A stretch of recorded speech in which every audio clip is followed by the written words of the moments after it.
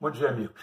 O presidente Jair Bolsonaro falou dessa reunião ministerial que foi liberada para a imprensa, né, por decisão do STF, sobre a questão de armar o cidadão para lutar contra uma possível ditadura. Obviamente ele estava se referindo a uma possível ditadura de esquerda, porque da parte dele, e pelos sinais todos que a gente vê, não existe menor chance de ditadura. As atitudes do governo, elas vão totalmente ao contrário da imposição de uma ditadura, porque uma ditadura, a primeira coisa é o Estado forte, é o Estado preponderante, enquanto que o Bolsonaro, todas as atitudes dele, tanto no campo econômico quanto no social, foram de desregulamentação, de tirar o Estado, diminuição do Estado, diminuição da interferência do Estado, tanto na economia como em outras áreas. Então, essa não é uma atitude de quem pretende impor uma ditadura, né?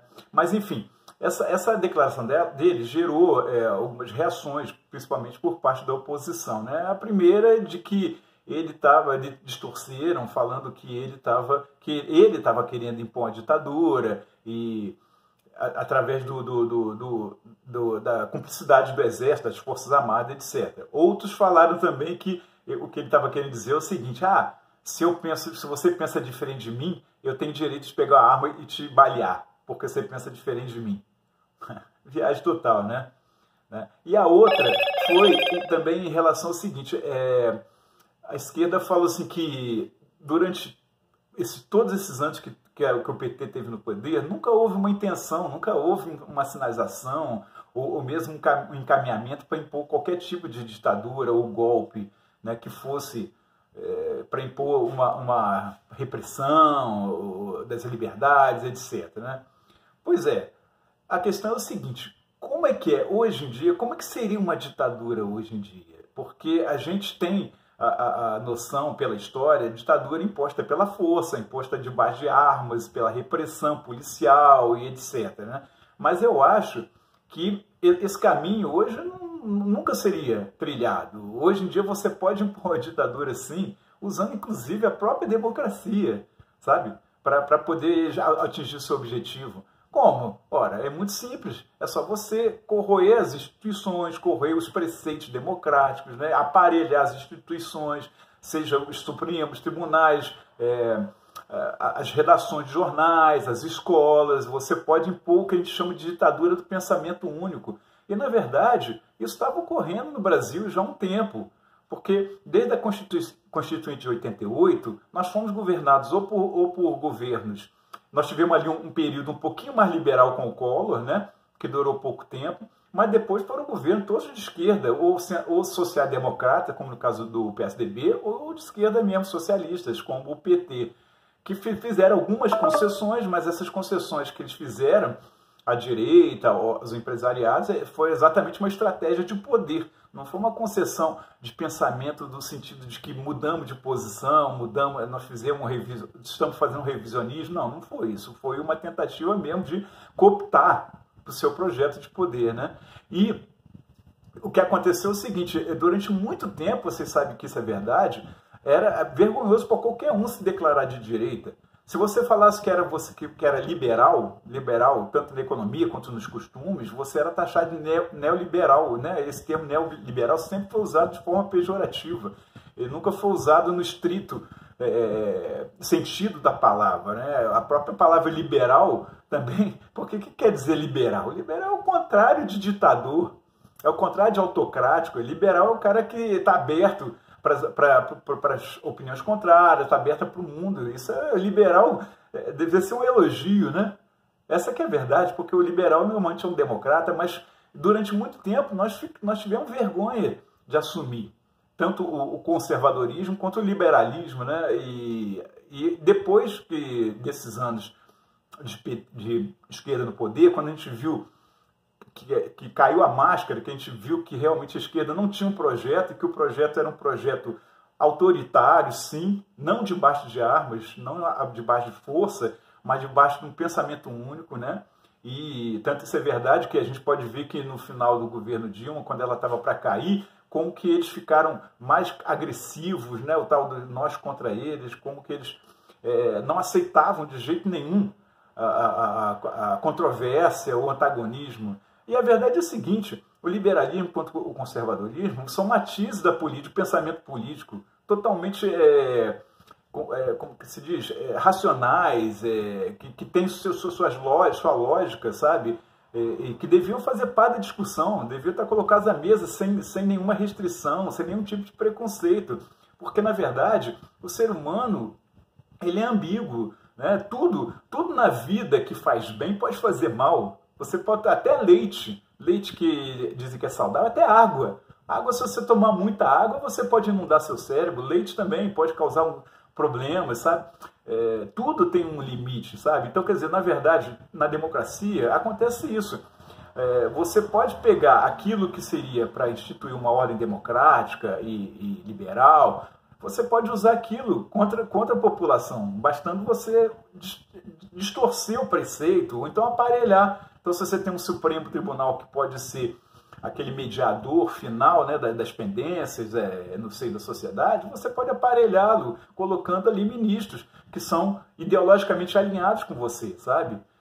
Isso daí você vê acontecer no mundo. A Venezuela é um exemplo claro, né? Lá tem a Suprema Corte também. A Suprema Corte lá é totalmente chavista, totalmente bolivariana, sabe? Isso daí é fato.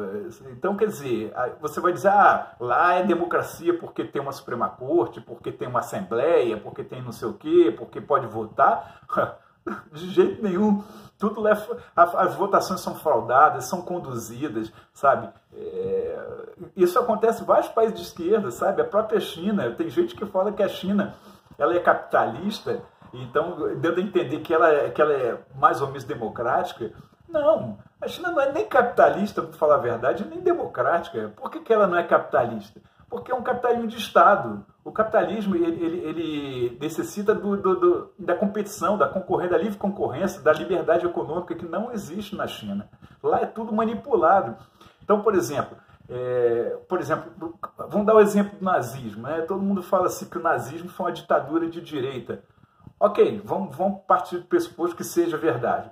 Mas vocês pensam que os empresários mandavam, que a classe econômica financeira, na época do nazismo, mandavam na Alemanha? Não, cara. Não, eles eram tanto escravos do Estado quanto a população comum, sabe? Quem ditava as ordens era o partido nazista, né? Era Hitler que ditava as ordens, inclusive de quanto queria produzir, o que queria produzir, quanto que o empresário receberia de lucro. Até isso o partido nazista, no caso, né, nacional-socialismo, né, o Partido Nacional Socialista, impunha, sabe, e determinava. Não havia liberdades empresárias.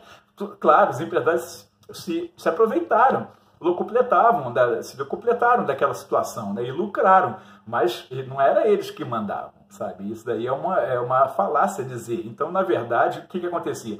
Era o Estado mandando.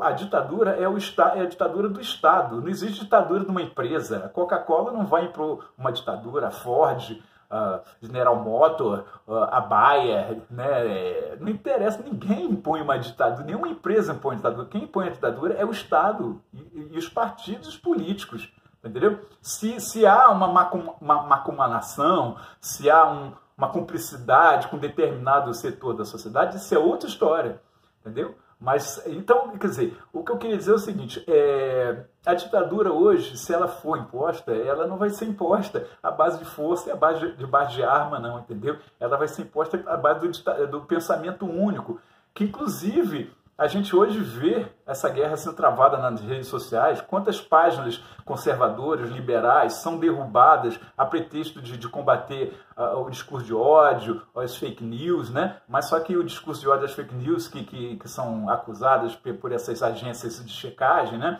Elas são só de direita. Se você perceber, você olha várias postagens tanto da mídia tradicional de esquerda, quanto de ONGs, etc., que também propagam fake e não tem menor consequência, né? Só são as páginas de direita. Agora, mesmo há pouco tempo, parece que havia uma determinação de uma nova agência aí para tirar propagandas, né? Como chama? Pedir ou impor que as grandes companhias, tirassem propagandas de sites de direita, conservadores, ou de páginas de Facebook, de direita, entendeu? Houve esse caminho. Então você vê como é que a guerra, é uma guerra que está acontecendo, sabe? É uma guerra que está acontecendo no mundo todo, né? Porque a gente estava se encaminhando para uma determinado viés e, de repente, de uma hora para outra, houve uma quebra de paradigma, né? Então, a situação é essa. É importante a gente entender que, volto a repetir, para frisar e para terminar, a ditadura hoje, como já uma pessoa falou, a gente não acorda numa ditadura. Você não acorda amanhã e está debaixo de arma. Não, ela vai sendo construída, que nem a história do sapo que vai sendo cozido, né? Ele primeiro entra na aguinha quentinho, tá lá quentinho, tá coisa, aí ele vai gostando, vai se acostumando, a água vai aumentando a temperatura, e quando você vê, você tá frito. Tá cozido e tá frito. Essa que é a verdade, ok? Vamos pensar sobre isso, tá, galera? Antes de falar qualquer coisa, principalmente ter noção da história, olhar a história. A história, ela não precisa nem ler livro, basta ver a história. A história nos dá claramente respostas para muita coisa. Bom dia para vocês. Tchau.